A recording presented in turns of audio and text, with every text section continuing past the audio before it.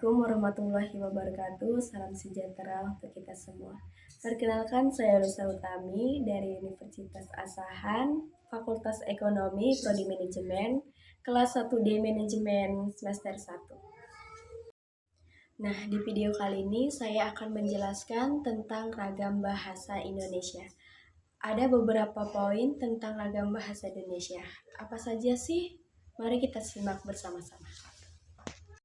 Ragam bahasa Indonesia adalah variasi bahasa yang digunakan berbeda-beda sesuai dengan topik pembicaraan, hubungan antara penutur, serta medium pembicaraannya.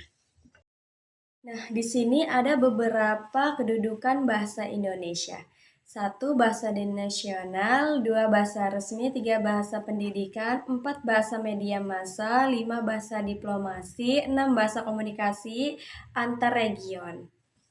Nah, untuk selanjutnya ada 7 fungsi bahasa Indonesia. Yang pertama, fungsi komunikasi, yang kedua, fungsi identitas, yang ketiga, fungsi pendidikan, yang keempat, fungsi administratif, yang kelima, fungsi ekonomi, yang keenam, fungsi budaya, dan yang ketujuh, fungsi diplomasi. Selanjutnya ada ragam daerah atau dialek.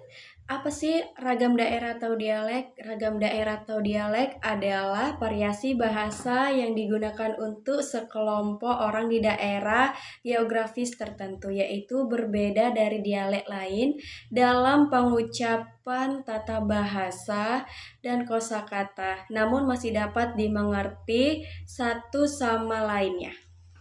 Di sini ada 2 jenis dialek. Yang pertama dialek regional atau geografis, dan yang kedua dialek sosial atau sosiolek.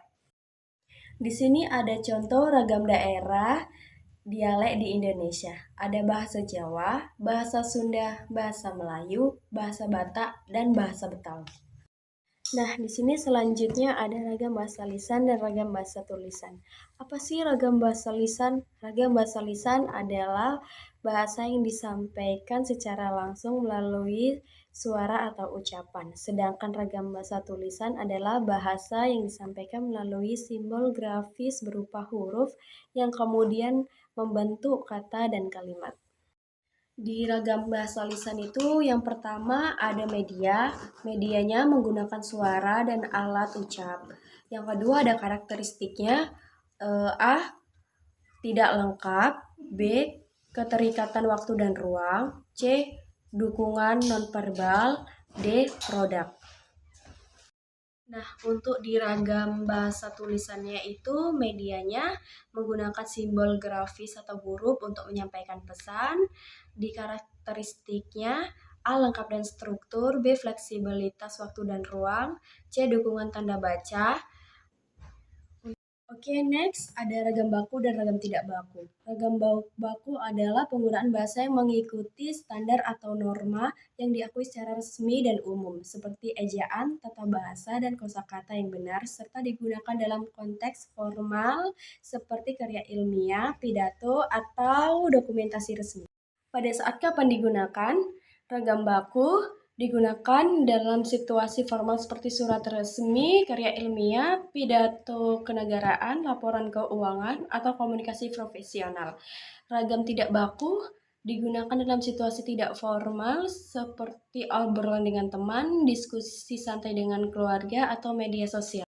Selanjutnya di sini ada ragam baku tulis dan ragam baku lisan. Ragam baku tulis dan ragam baku lisan adalah dua bentuk standar bahasa Indonesia yang penggunaannya berbeda. Ragam baku tulis penggunaan kaidah, ejaan atau tata bahasa yang tepat, serta dilengkapi tanda baca untuk menyampaikan makna yang tidak ditunjang situasi. Sedangkan ragam baku lisan diucapkan dengan intonasi, jeda, dan kadang-kadang dibantu gerak tubuh serta mimik agar makna tersampaikan dengan baik dan lengkap. Ciri-ciri ragam baku lisan.